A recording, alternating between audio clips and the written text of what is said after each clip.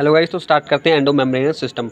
Endo membranes system क्या है कि एंडो मतलब अंदर किसी चीज़ के, और मेम्ब्रेन मतलब मेम्ब्रेनस मतलब मेम्ब्रेन, वो सिस्टम जिसके अंदर चीज़ें प्रेजेंट होती हैं। क्या है एंडो मेम्ब्रेनस सिस्टम? सेल में वो स्ट्रक्चर को बोलते हैं जिसमें एंडोप्लाज्मिक रेटिकुलम और वैक्यूल और गोल्गी अपैरेटस ये तीनों पाए जाते हैं।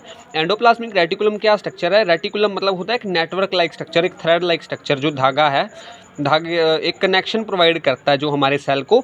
एंडोप्लाज्मिक रेटिकुलम वैक्यूल होता है जिसमें कई चीज़ें स्टोर होती है, और गोल्गी अपैरेटस का वेरियस फंक्शन सिक्रीशन में होते हैं। तो ये तीनों आपस में मिलजुल कर कोऑर्डिनेशन में काम करते हैं, इसीलिए इन तीनों को कलेक्टिवली हम एंडो मेम्ब्रेनस सिस्टम भी कहते हैं।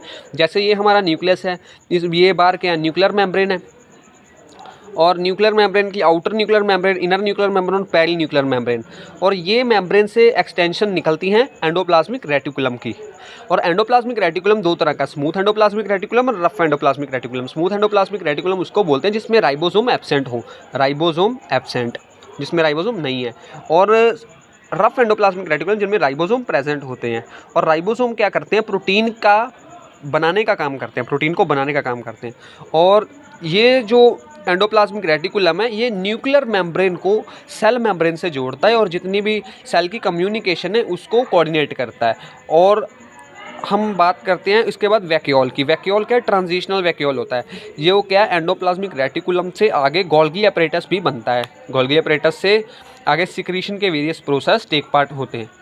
तो ये था हमारा endo membranes system. Thank you so much.